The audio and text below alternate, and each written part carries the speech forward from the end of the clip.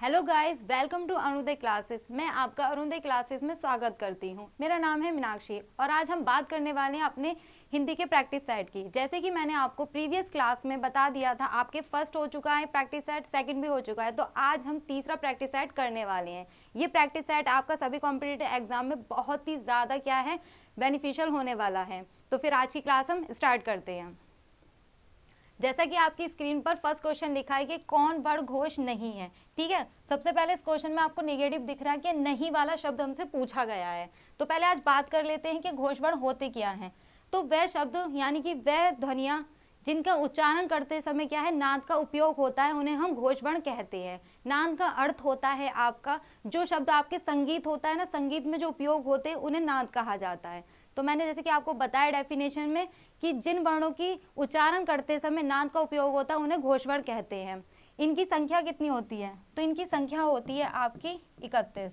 ठीक है, आपने पढ़े होंगे स्पर्श व्यंजन। स्पर्श व्यंजन आपके जो होते हैं वो 25 होते हैं, 25 होते हैं। ठीक है, और उन्हें क्या है, 5 समूह में उन्हें डिवाइड यानी कि बांटा गया है। तो उसमें क्या होता है, जब आपके 5 वर्ग होते हैं उसका तीसरा और चौथा पंचवर्ण आपका घोष वर्ण कहलाते हैं। और उसके साथ में आपके अंतःस्थ व्यंजन होते हैं या, रा, ला, वा और हा। तो ये क्या है, आपके घोष वर्ण कहलाते हैं। ठीक है, मैं आपको लिखकर दिखा देती हूँ कौन कौन से वर्ग होते हैं। हमारा का वर्ग होता है, का वर्ग होता है, और उसके बाद में आता है चा वर्ग। आपके ये 5 वर्ग में होता है, ता वर्ग, पा वर्ग और ना वर्ग। पहले से ही कर लेते हैं। का वर्ग में कौन कौन से आते हैं आपके? खा आ जाता है, गा आता है, ड़ा आ जाता है। ठीक है, फिर आता है चा,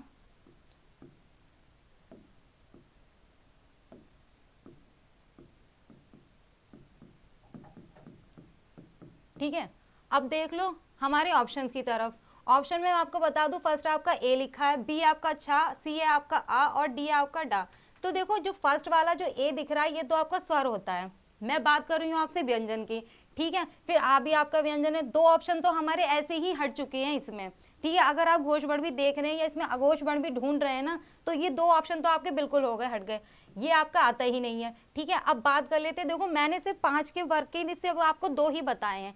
आपके क्या होता है, खा, खरगोश, गा, गमला, ये आपके अघोष वर्ण है। क्या है आपके? ये आपके अघोष वर्ण है।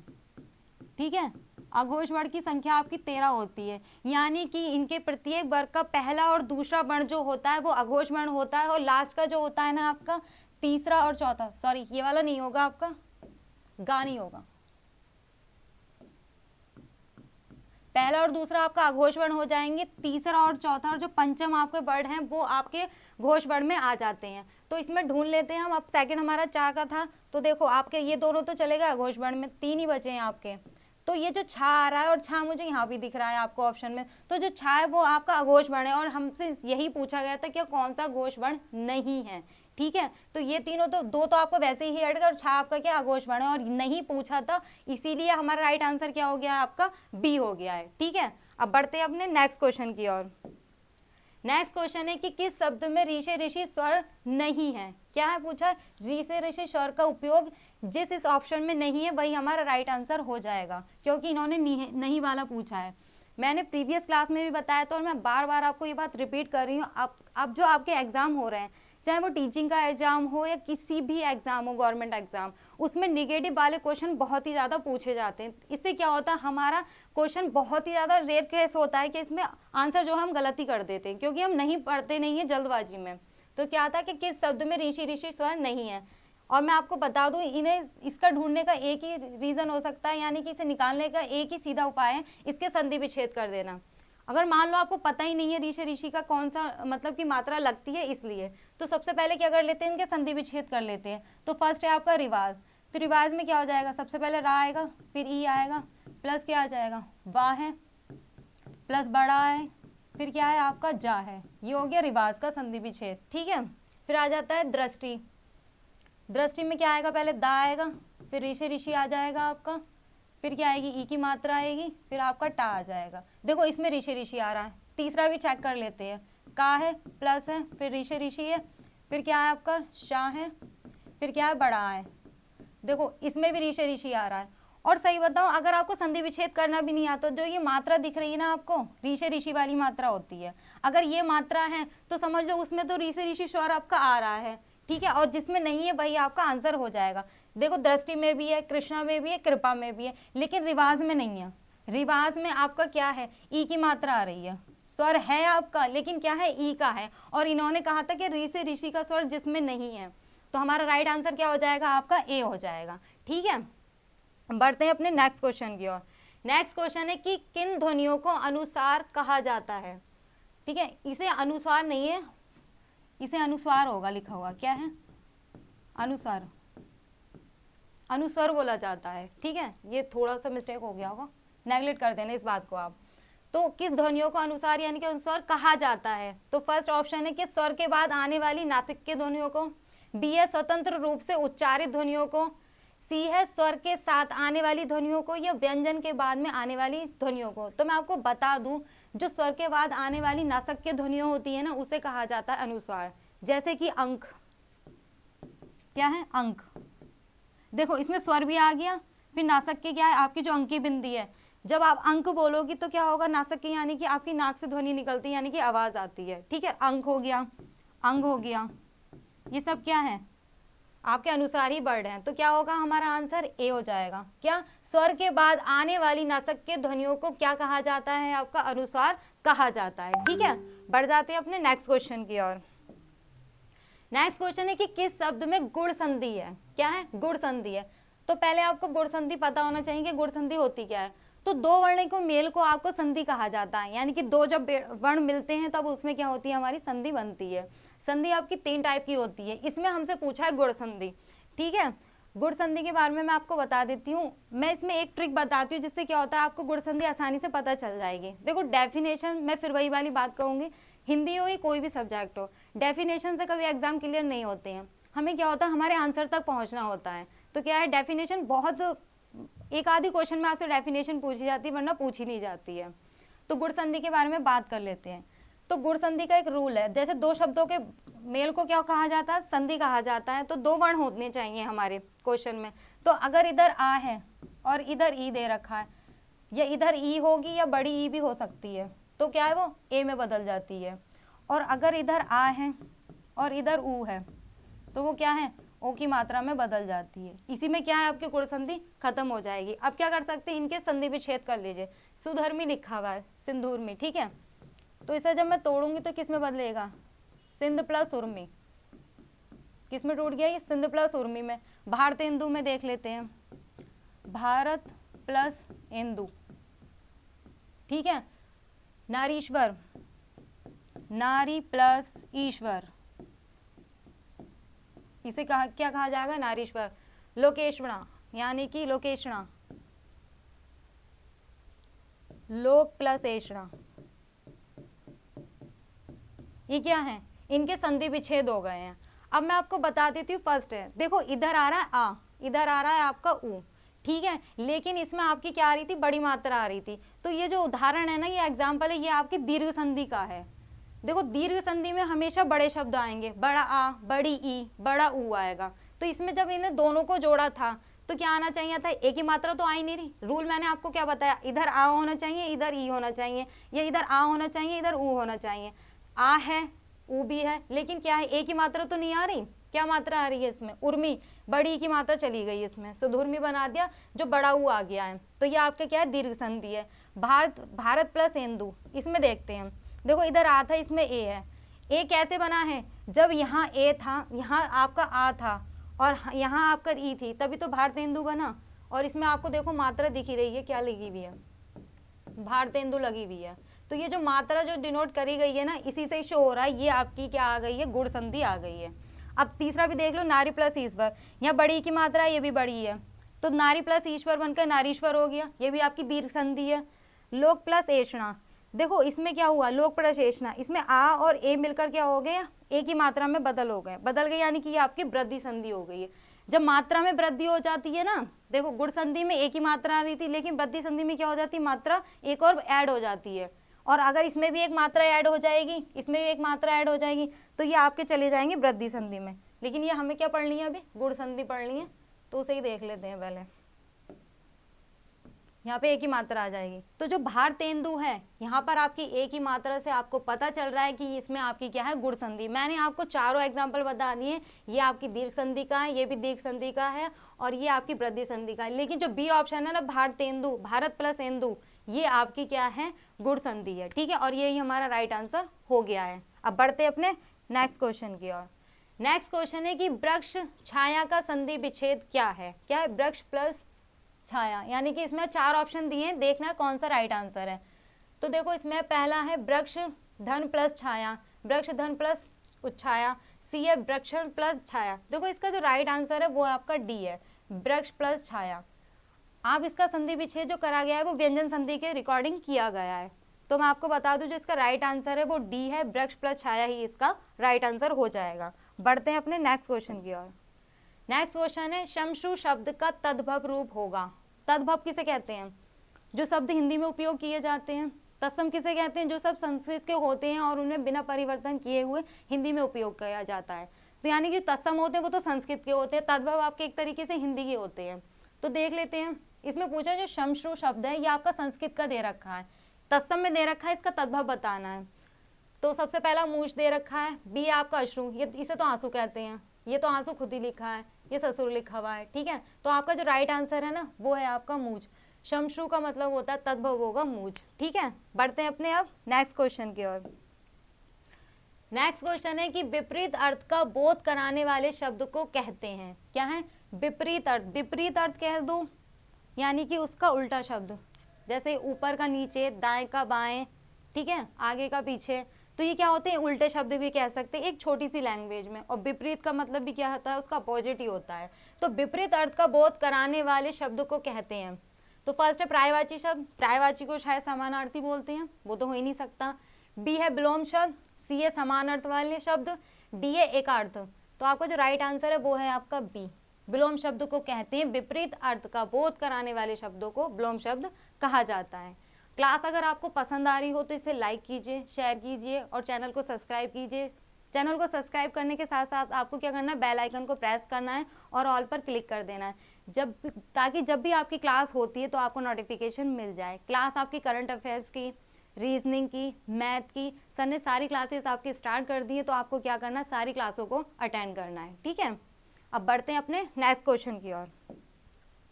नेक्स्ट क्वेश्चन है कि वर्ण शब्द का अर्थ नहीं होता है। देखो फिर से निगेटिव वाले, अधिकतर क्वेश्चन जितने भी आ रहे हैं निगेटिव वाले आ रहे हैं, क्योंकि क्वेश्चन अधिकतर यही पूछे जा रहे हैं।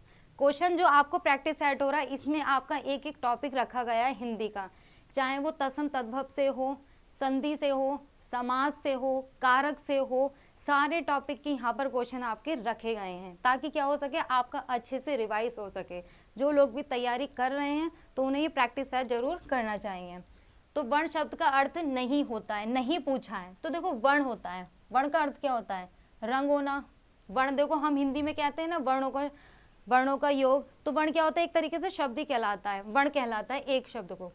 तो रंग भी हो जाएगा। आकाश, आकाश तो अलग हो रहा है। जाति भी, जाति तो बताता है, वर्ण कैसे बताता है जाति? देखो पीला रंग है, काला रंग है, तो हमें उससे जाति तो पता चल रही है उसकी। हम बोल देते हैं रंग, तो वो हो गई जाति। और अगर हम नाम बता देते हैं तो उसमें क्या हो जाता है? वो हो जाती है आपकी व्यक्तिगत, यानी कि व्यक्तिगत वाचक जाति हो जाती है, यानी कि उसके बारे में हमें पता चल जाता है। तो इसमें जो राइट आंसर है ना वो है हमारा आकाश। देखो आकाश तो किसी शब्द का अर्थ यानी कि वर्ण का हो ही नहीं सकता। अक्षर को भी वर्ण ही कहा जाता है, लेकिन आकाश क्या है? इसका पर्यायवाची आपका अलग हो सकता है, अंबर हो सकता है ना, आकाश हो सकता है, आसमान हो सकता है। तो बढ़ते हैं अब नेक्स्ट क्वेश्चन की ओर। इसका आंसर क्या हो गया? हमारा बी हो गया है। नेक्स्ट क्वेश्चन है कि कौन सा शब्द कमल का पर्यायवाची नहीं है? देखो कमल का पर्यायवाची नहीं है, फिर से पूछा गया है, यानी कि जो इसमें से 3 तो आपके सही हैं, एक जो गलत है वही हमारा राइट आंसर हो जाएगा। कमल का पर्यायवाची नहीं है। जलज भी कहा जाता है, अंबुज भी कहा जाता है, पंकज भी कहा जाता है, मनसीज नहीं कहा जाता। मनसीज आपका कामदेव का है। किसका है? कामदेव का पर्यायवाची है। हमसे पूछा ही नहीं था, इसीलिए हमारा राइट आंसर क्या हो गया? इसमें सी हो गया। मनसीज जो है आपका कामदेव का पर्यायवाची है। ठीक है, तो इसका राइट आंसर क्या हो गया? 9th क्वेश्चन का हमारा सी हो जाता है। बढ़ते हैं अब नेक्स्ट क्वेश्चन की ओर।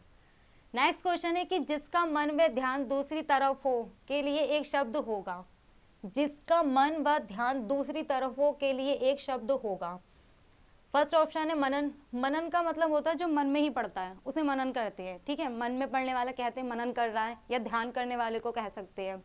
बी है बेशयान, सी है मानवा, और डी है आपका अन्य मंसक। तो जो इसका राइट आंसर है वो है आपका डी है, ठीक है। इसमें कोई ट्रिक तो लगने वाली है नहीं। इसमें क्या होता है, आपको एक वाक्य दिया होता है और उसका एक ही अर्थ, मतलब एक वाक्य का एक ही अर्थ हो जाता है। तो आपका जो राइट आंसर हो जाएगा वो इसका हो जाएगा डी, अन्य मंसक इसका राइट आंसर है। बढ़ते अपने नेक्स्ट क्वेश्चन की ओर। नेक्स्ट क्वेश्चन है अभिधा शक्ति में। अभिधा शक्ति में आपके सामने 4 ऑप्शन रखे गए हैं, इसमें बताया इसका अर्थ क्या होता है, ठीक है। तो मैं पहले बता दूं जो अभिधा होता है उसका मतलब क्या होता है। अभिधा उसे कहते हैं जो एक शब्द में किसी का मुख्य अर्थ बताता है, यानी कि प्रथम अर्थ बताता है या मुख्य अर्थ बताता है, उसे अभिधा कहा जाता है। तो अभिधा शक्ति में क्या हो सकता है, फर्स्ट है वाच्य अर्थ प्रकट होता है। देखो वाच्य अर्थ क्या होता है, वाच्य आपके 3 प्रकार के होते हैं, कर्म, कर्ता और भाववाचक। उसमें क्या होता है, क्रिया का मुख्य रूप बताया जाता है, तो उन्हें तो वाच्य कहा जाता है। तो क्या होता है, ये भी जो प्रथम वर्ड बताएगा यानी कि उसका अर्थ बताएगा वो मुख्य ही अर्थ बताता है। बी आपका लक्ष्य अर्थ प्रकट करता है, यानी कि जो लक्ष्य है उसका अर्थ प्रकट करना। सी आपका व्यंग्यार्थ प्रकट करना, व्यंग्य जो होती है वो एक कहानी में होती है आपकी, उसका अर्थ प्रकट करना। डी है विचित्र अर्थ प्रकट करना। देखो विचित्र का तो कोई मतलब ही नहीं होता, अगर कोई कहानी है, कोई शब्द है, अगर उसका विचित्र कुछ अजीब सा ही अर्थ प्रकट हो जाएगा, ये तो मुख्य अर्थ नहीं होता है। मैंने डेफिनेशन क्या बताई आपको, मैंने बताया अभिधा उसे कहती है जो मुख्य अर्थ प्रकट करता है, ठीक है। तो जिसका राइट आंसर है ना वो है आपका ए, क्योंकि वाच्य मैंने आपको बताया 3 प्रकार के होते हैं, तीनों में क्या होता है वो क्रिया का मुख्य रूप बताता है। तो क्रिया का जब मुख्य रूप पता चल जाता है तो उससे एक अर्थ हमें क्या होता है, मिल जाता है। तो इसीलिए इसका जो राइट आंसर हो जाएगा वाच्यार्थ प्रकट होता है वही हो जाएगा, क्या है 11th का हमारा आंसर क्या हो जाएगा, ए ऑप्शन हो जाएगा। बढ़ते हैं अब नेक्स्ट क्वेश्चन की ओर। नेक्स्ट क्वेश्चन है कि भाववाचक संज्ञा के अंतर्गत आते हैं। अब बात कर लेते हैं पहले भाववाचक संज्ञा क्या होती है। देखो डेफिनेशन अगर मैं बुक की डेफिनेशन बताऊं तो उसमें लिखी होती किसी व्यक्ति वस्तु के भाव को प्रकट करना, यानी कि उसके गुण को बताना भाववाचक संज्ञा कहते हैं। और एक लाइन में बताऊं कि जो चीज़ें हमारे सामने होती हैं, मतलब जो हमारी चीज़ें सामने नहीं होती हैं और उन्हें हमें क्या करना है, महसूस करना होता है, ठीक है। उन्हें हम छू नहीं सकते, देख नहीं सकते, लेकिन क्या कर सकते हैं, महसूस कर सकते हैं, तो उसे हम भाववाचक संज्ञा कहते हैं। जैसे कि हंसी, रोना, बचपन, बुढ़ापा।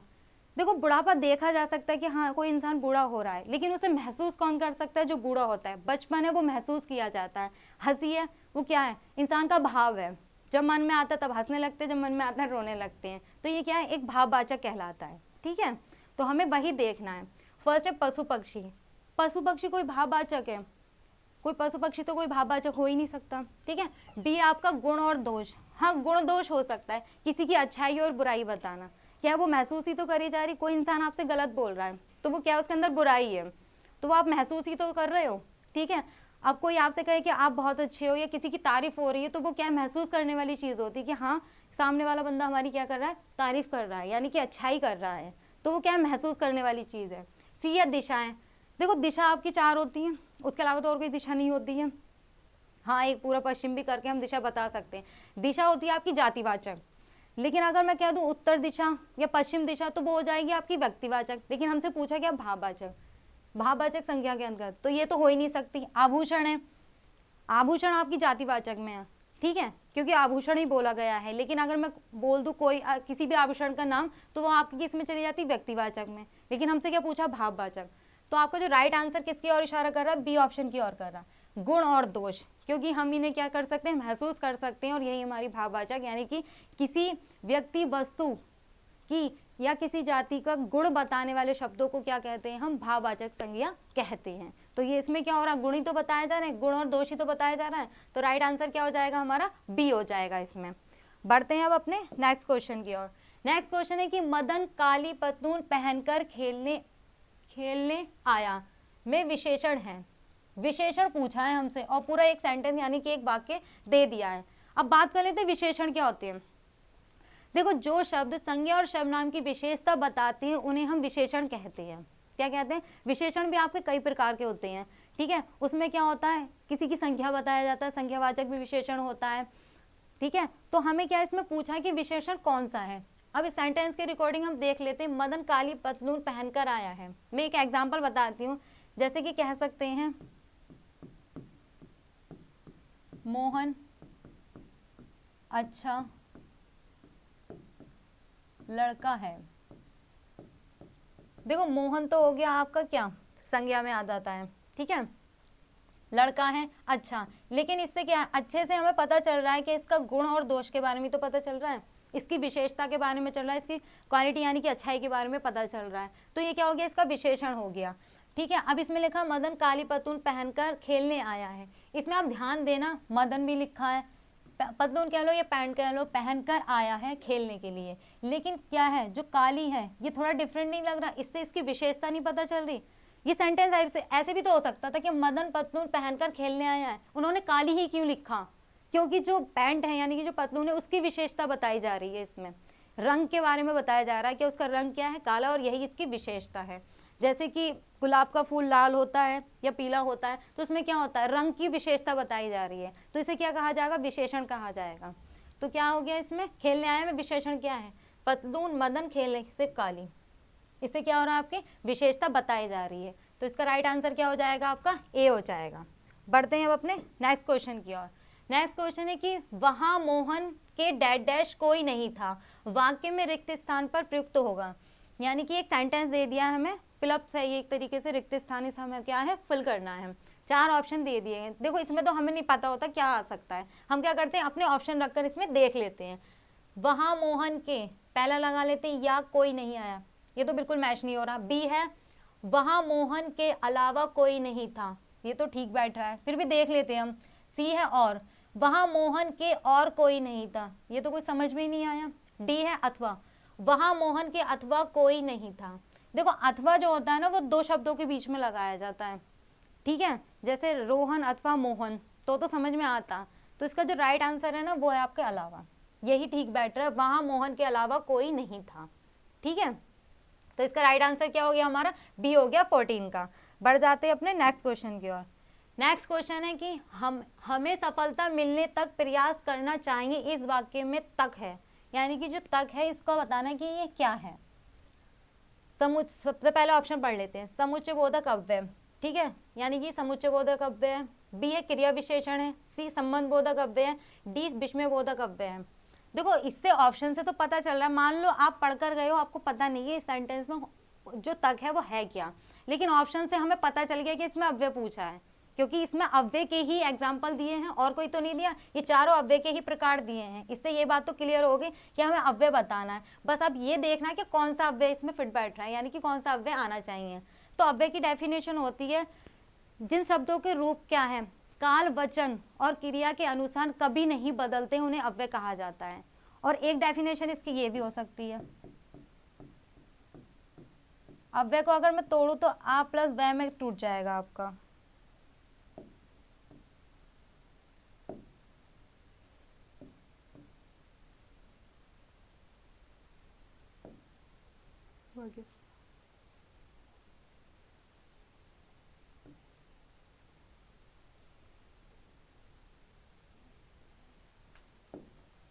ठीक है, तो हमें पहले देखना अव्यय क्या होते हैं। तो अव्यय के बारे में बता रही थी मैं, अव्यय होते हैं आपके आ, व और ये अव्यय, यही तो लिखा हुआ था।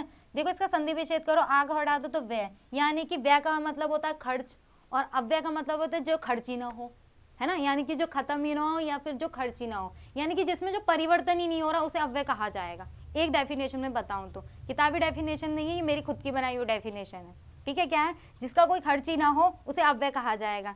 जैसे कि मान लो लिख दो कि, एग्जाम्पल में बताती हूँ, मछली पानी के बिना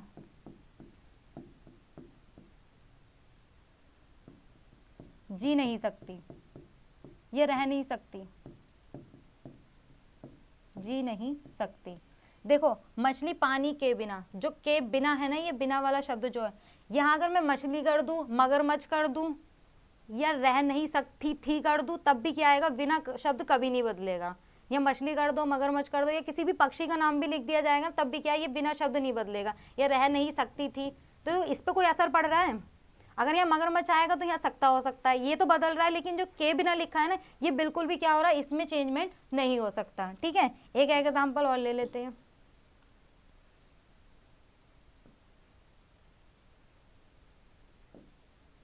एक एग्जाम्पल बता देती हूँ आपको, जैसे कि वह परीक्षा के लिए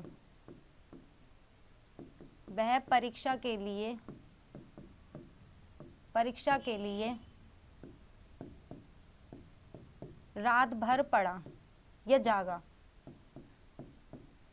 देखो अब ये जो भर है ना, भर शब्द जो है ये आपका अव्यय है, वो कैसे हो सकता है? देखो वह परीक्षा के लिए रात भर जागा, वह में यहाँ मैं मोहन भी लिख सकती हूँ, सोहन का नाम भी लिख सकती हूँ, किसी लड़की का नाम भी लिख सकती हूँ। तो क्या ये जो भर लिखा है ये चेंज हो जाएगा? देखो अगर मैंने यहाँ किसी लड़की का नाम लिख दिया, जैसे कि राधा परीक्षा के लिए रात भर जागी, तो यहाँ तो जागी हो जाएगा।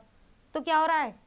इसमें चेंजमेंट हो रहा है। लेकिन क्या ये जो रात भर लिखा है ये चेंजमेंट हो रहा है? ये बिल्कुल भी चेंजमेंट नहीं होगा। अगर मैं यहाँ था लगा दूं या थी लगा दूं तब भी कोई फर्क नहीं पड़ने वाला। ठीक है, अब क्या हो गया है? वह परीक्षा के लिए रात भर जागी थी या जागा था, लेकिन जो ये रात भर शब्द है इसमें कोई चेंजमेंट नहीं हो रहा है। ठीक है, तो काल वचन और जो क्रिया होती है इनमें चेंजमेंट, इनमें कोई परिवर्तन नहीं होता है, तो इसे क्या कहा जाता है? उन्हें अव्यय कहा जाता है। आई थिंक अब आपको बिल्कुल अच्छी तरीके से समझ में आ गया होगा। अव्यय के आपके इसमें यहाँ पर प्रकार दे रखे हैं। अब हम प्रकार से और अवगत करा देती हूँ आपको। प्रकार देखो इसके 4 ही होते हैं। इसमें लिखा समुच्चय बोधक, इसमें क्या होता है? 2 या 2 से ज्यादा इसमें आ जाएंगे आपके अव्यय। लेकिन इसमें ध्यान से देखना, इन्होंने एक ही दिया है तक, तो ये तो हो ही नहीं सकता समुच्चय बोधक में। क्रिया विशेषण या क्रिया की तो बात ही नहीं करी गई है। प्रयास करना चाहिए, तो क्रिया से रिलेटेड नहीं पूछा इन्होंने, तक पूछा है। सीए संबंध बोधक अव्यय और विस्मय बोधक। देखो विस्मय बोधक आपके वही होते हैं, आपने पढ़े होंगे, जिसमें हर्ष और उल्लास के बारे में जाना जाता है। लेकिन इसमें हर्ष और उल्लास की तो कोई बात करी नहीं गई है आपकी, ना तो हर्ष की बात करी गई है ना ही कोई दुख की बात की गई है। तो इसका जो राइट आंसर है ना वो है आपका सी। इसमें संबंध बोधक है। अब वो कैसे है? हमें सफलता मिलने तक, अब मैं अगर तक हटा दूं, क्या हमें सफलता मिलने प्रयास करना चाहिए, तो ये क्या है? संबंध बता रहा है किससे? हमारी सफलता से लेकर और प्रयास तक लेकर क्या है? संबंध हो गया इन दोनों के बीच। अगर तक नहीं लगेगा तो ये सेंटेंस यानी कि ये वाक्य पूरा नहीं होगा। तो जो वाक्यों में क्या है, 2 या संबंध बताया जाता है तो उसे संबंधबोधक कहा जाता है। तो ये 2 सेंटेंस हमारे कंप्लीट हो जाते हैं तक लगने से। तो ये क्या है? हमारा संबंधबोधक अव्यय है। तो 15 का क्या राइट आंसर हो गया? हमारा सी हो गया है। अब बढ़ते हैं अपने नेक्स्ट क्वेश्चन की ओर। नेक्स्ट क्वेश्चन है कि को और के लिए किस कारक के चिन्ह हैं? कारक आपके कितने होते हैं? 8 होते हैं शायद। ठीक है, 8 होते हैं। हमसे पूछा है को और के लिए, तो वही आपने पढ़ ही रखे होंगे। क्या होता है? कर्ता ने कर्म को, कर्ता ने कर्म को करण से,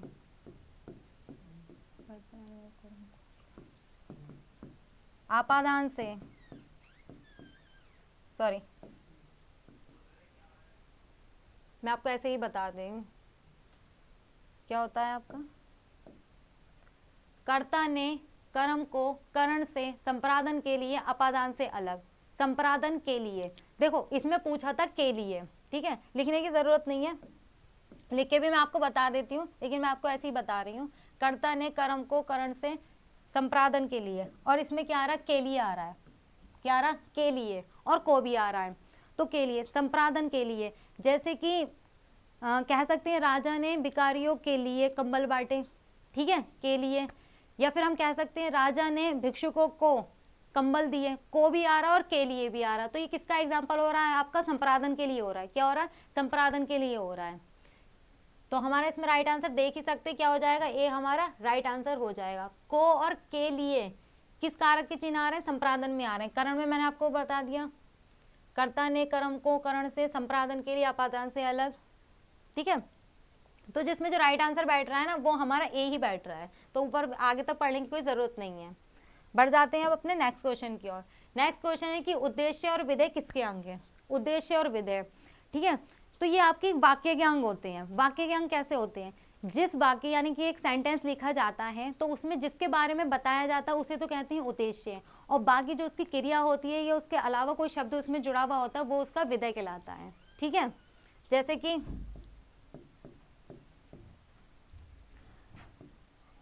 राम बाजार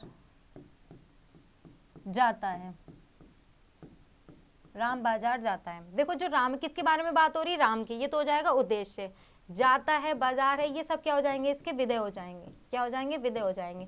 तो ये किसका रूप है? ये वाक्य तो हुआ एक, एक वाक्य यानी कि एक सेंटेंस ही तो हुआ जिसके बारे में बात कर रहे हैं। अब पढ़ लेते हैं अपने ऑप्शन क्या क्या दे रखे हैं।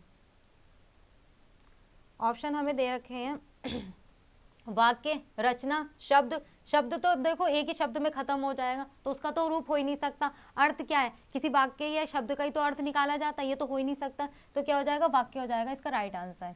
यानी कि जो एक वाक्य होता है जिसके बारे में बताया जाता है उसे तो उद्देश्य कहा जाता है, और जो उसमें क्रिया या और अन्य शब्द जुड़े हुए होते हैं वो उसके विधेय कहलाते हैं। तो इस हमारा जो राइट आंसर हो जाएगा वो ए हो जाएगा। बढ़ जाते हैं अब नेक्स्ट क्वेश्चन पर। नेक्स्ट क्वेश्चन है कि तेंदुलकर ने 1 ओवर में 5 छक्के लगाए, इस वाक्य में उद्देश्य है। देखो अभी मैंने बताया था जस्ट आपको कि एक वाक्य में जिसके बारे में बात होती है उसे उद्देश्य कहा जाता है, बाकी क्या होता है उसका विधेय होता है। और इन्होंने एक सेंटेंस ही आपको दे दिया कि तेंदुलकर ने 1 ओवर में 5 छक्के लगाए, इस वाक्य में उद्देश्य है। तो किसके बारे में बात हो रही है, तेंदुलकर के बारे में बात हो रही है। यही क्या हो जाएगा, हमारा उद्देश्य हो जाएगा। यही हमसे पूछा है। देखो छक्के तेंदुलकर ओवर 5, तो हमारा राइट आंसर क्या हो जाएगा, बी हो जाएगा। जिसके बारे में बात हो रही है उसे उद्देश्य कहते हैं। तो हमारा कौन सा क्वेश्चन है, ये 18 का हो जाएगा बी। बढ़ते हैं अपने नेक्स्ट क्वेश्चन पर।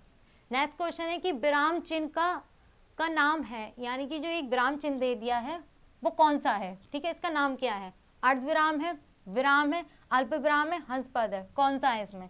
देखो विराम जो लगता है वो तो एक सेंटेंस को पूरा खत्म हो जाता है तो ऐसे लग जाता है। अल्प विराम आपका ऐसे लगता है कॉमा टाइप का, हंसपद आपका ऐसे लगता है। ठीक है, हंसपद वो होते हैं जैसे आपने कोई सेंटेंस लिखा उसमें कोई जब वर्ड यानी कि कोई वर्ण आपका छूट जाता है तो हम क्या करते हैं उसमें हंसपद लगा के उसे ऐड कर देते हैं। अर्धविराम क्या होता है आपका, अब एक ही बचा है, देखो ये वाला, यही आपका अर्धविराम है। यानी कि जब सेंटेंस होता है जैसे कि मतलब कई सेंटेंस होते हैं उसमें रुक रुक कर यानी कि अर्धविराम लगता है छोटा सा, जैसे कि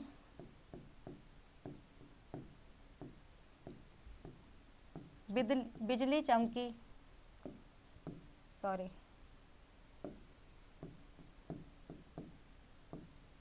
बिजली चमकी, बारिश आई। जब ऐसा कोई सेंटेंस होता है ना आपका तो वहां क्या लगता है, आपका अर्धविराम लग जाता है, और इसका चिन्ह क्या होता है, ये वाला होता है, इसे अर्धविराम कहा जाता है। ठीक है, तो हमारे कौन सा क्वेश्चन था ये 19 का हो गया आपका फर्स्ट ऑप्शन, अर्धविराम। बढ़ जाते हैं अपने नेक्स्ट क्वेश्चन पर। नेक्स्ट क्वेश्चन है कि अवसर का लाभ उठाने के लिए उपयुक्त है। अवसर का लाभ यानी कि ये आपका एक तरीके से मुहावरे आज शुरू हो चुके हैं। मुहावरा बताना है आपको।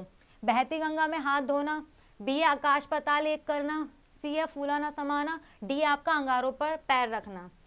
देखो बहती गंगा में हाथ धोना, देखो ये जो मुहावरे होते हैं ना ये मैंने नोटिस किया, आप लोगों ने भी नोटिस किया होगा, ये आम लैंग्वेज में बोले जाते हैं, आपके घर में भी उपयोग होते होंगे। ठीक है, तो बी है आपका आकाश पाताल एक करना, इसमें क्या होता है मतलब कि बहुत ही ज़्यादा खोजबीन करना। सी है आपका फूला ना समाना, बहुत खुश होना। अंगारों पर पैर रखना यानी कि कठिन परिश्रम करना, यानी कि कठिन शब्द को मोल ले लेना, कठिन काम को मोल ले लेना। तो इसमें जो राइट आंसर है वो है आपका ए, बहती गंगा में हाथ धोना। कहते हैं ना कि भाई हमने खाना बनाया था वो तो आकर खा के चले गए, वो क्या करा उन्होंने, बहती गंगा में हाथ धो लिया, यानी कि उनका काम हो गया। तो क्या कहा जाएगा, अवसर का लाभ उठाना। तो इसका राइट आंसर क्या हो जाएगा, आपका ए हो जाएगा। बढ़ते हैं अपने नेक्स्ट क्वेश्चन पर। नेक्स्ट क्वेश्चन है बाधा डालना मुहावरे का अर्थ है। बाधा डालना, देखो इससे पता चल रहा है कि किसी काम को रोकना यानी कि रुकावट पैदा करना, यही तो होगा। फर्स्ट है पाला पड़ना। पाला पड़ना तो कहते हैं ना कि चलो हमारा कभी पाला पड़ेगा उस शख्स से, कभी बात होगी, तो ये तो हो नहीं सकता। बी है रोड़ा अटकाना, यानी कि काम को क्या करना, उसके रोक देना किसी के काम को। सी है बरस पड़ना, यानी कि गुस्सा निकालना। डी है दांतों में जीभ आना होना, यानी कि इसमें भी बहुत तेज गुस्सा करना ही होता है एक तरीके से। तो इसमें पूछा है बाधा डालने का हो जाएगा हमारा रोड़ा अटकाना, यानी कि बी इसका राइट आंसर हो जाएगा। बढ़ते हैं अब अपने नेक्स्ट क्वेश्चन की ओर। नेक्स्ट क्वेश्चन है कि अपना हाथ जगन्नाथ का अर्थ है। अपना हाथ जगन्नाथ यानी कि अपना हाथ सवाए रखना, ऐसे सुना होगा आपने मुहावरा। तो ए है मनमानी करना, तो देखो मनमानी करने को तो ये हो ही नहीं सकता। ठीक है, बी है अपना हाथ पूजनीय होना, यानी कि अपना हाथ ही अच्छा काम करना। सी है आपका अपने हाथ से काम करना ही उपयुक्त होना। डी है अपने हाथ से दान करना। देखो दान करने को तो अपना हाथ जगन्नाथ नहीं कहा जा सकता, ये तो कभी होगा ही नहीं। इसका जो राइट आंसर है ना वो है आपका सी, अपने हाथ से काम करना ही उपयुक्त होता है, अपना हाथ जगन्नाथ। कहते हैं ना कि अपना हाथ सवाए रखना। अगर कोई इंसान आपकी मदद कर रहा है तो हमें क्या करना चाहिए, फिर भी खुद से ही कोशिश करनी चाहिए, या फिर एक लाइन में कह दो अपना काम स्वयं करो। तो उससे क्या होता है, आपको भी सीखने को मिलता है और अपना हाथ क्या होता है, जगन्नाथ हो जाता है। तो जिसका राइट आंसर है वो आपका सी हो जाएगा। बढ़ते हैं अपने नेक्स्ट क्वेश्चन की ओर। नेक्स्ट क्वेश्चन है, मैं तुम सबको खूब समझाता हूँ, तुम सब एक जैसे हो के लिए उपयुक्त होगा। ठीक है, मतलब कि जो 2-3 लोग हैं वो एक जैसे हैं, तो उन्हें क्या कहा जाएगा। ठीक है, पढ़ लेते हैं। ऑप्शन ए है चोर चोर मौसेरे भाई। चोर चोर मौसेरे भाई का मतलब ये होता है दोनों दो लोग हैं और दोनों एक जैसे हैं, तो उसके लिए लगाया जाता है चोर चोर मौसेरे भाई। और इसमें लिखा तुम सबको, यानी कि बहुत सारे लोगों की बात हो रही है, तो एक ही थाली के चट्टे बट्टे। ठीक है, एक ही थाली के चट्टे बट्टे, ये थाली के चट्टे बट्टे। केर बकेर का संग, केर बैर का संग, ये तो दो लोगों में क्या हो गई, दुश्मनी हो गई। दिए जैसे नागनाथ वैसे सांपनाथ, यानी कि दो लोगों के बारे में बात हो रही, लेकिन इसमें हो रही बहुत सारे लोगों की। तो ये जो राइट आंसर है वो है आपका बी, एक ही थाली के चट्टे बट्टे, यानी कि एक थाली में बहुत सारे लोग हैं, एक जैसे ही हैं। ठीक है, 2 से ज़्यादा लोग हैं, तो जो इसका राइट आंसर हो जाएगा वो हो जाएगा 23 का आपका बी हो जाएगा। बढ़ते अपने नेक्स्ट क्वेश्चन की ओर। नेक्स्ट क्वेश्चन है, अधिसूचना का प्रकाशन कहाँ होता है। क्या है, अधिसूचना का प्रकाशन कहाँ होता है। फर्स्ट ऑप्शन है राजपत्र गजट में होता है, बी है समाचार पत्र में होता है, सी है सूचना पट में होता है, उपरोक्त में से कोई नहीं है। तो जो इसका राइट आंसर है ना वो आपका ए है। देखो अधिसूचना क्या होती है, गवर्नमेंट के द्वारा एक अधिकार की सूचना देना अधिसूचना कहलाता है एक तरीके से। ठीक है, तो ये राजपत्र के द्वारा क्या है, गजट जारी किया जाता है, तो इसका राइट आंसर आपका ए हो जाएगा। बढ़ जाते हैं अपने अब नेक्स्ट क्वेश्चन की ओर। नेक्स्ट क्वेश्चन है कि स्त्री पुरुष में कौन सा समास है। ठीक है, देखो स्त्री और पुरुष, देखो अब मैं इसकी डेफिनेशन में बता देती हूँ, यहीं से पता चल रहा है। स्त्री और पुरुष यानी कि इसके दोनों पद तो प्रधान हैं, यानी कि जो दोनों पद हैं इधर और उधर, दोनों पद प्रधान है। प्रधान का मतलब दोनों का अर्थ निकल रहा है, और बीच में आपका योजक चिन्ह है। मैंने अपनी प्रीवियस क्लास में आपको ये डेफिनेशन भी बताई थी और इसका एग्जाम्पल भी बहुत अच्छी तरीके से समझाया था। ठीक है, अभी भाव होता नहीं, क्योंकि यथाशक्ति, यथाशीघ्र ऐसे शब्द आते हैं अभी भाव में। बी आपका कर्मधार है, कर्मधार में आपको कर्म के बारे में पता चल जाता है। डी है आपका सी आपका द्वंद्व, और डी आपका द्विगु। द्विगु समास में आपकी संख्या बताई जाती है। ठीक है, इसमें क्या होता है, आपकी संख्या बताई जाती है। जो आपका राइट आंसर है ना वो है आपका सी, द्वंद्व समास। इसमें क्या होता है, इसमें पहला पद और दूसरा पद क्या होता है, दोनों प्रधान होते हैं और बीच में आपका योजक चिन्ह लगा हुआ होता है। ठीक है, तो जो हमारा राइट आंसर हो जाएगा 25 का वो सी हो जाएगा। तो ये थे आपकी 25 यानी कि क्वेश्चन थे जो आपकी क्या थी, टेस्ट सीरीज थी आज की। ये टेस्ट आपका मतलब प्रैक्टिस सेट था जो 3rd था। इससे पहले कि मैंने आपको 2 प्रैक्टिस सेट करा दिए, तो वो क्या करना है, आपको वो क्लासेस को भी देखना है, और अगर क्लास पसंद आई है तो ज़्यादा से ज़्यादा शेयर करना है, चैनल को भी सब्सक्राइब करना है और बेल आइकन को प्रेस ज़रूर करना है, ताकि जब भी कोई क्लास होगी तो आपको नोटिफिकेशन मिल जाएगा। तो आज की क्लास के लिए थैंक यू सो मच।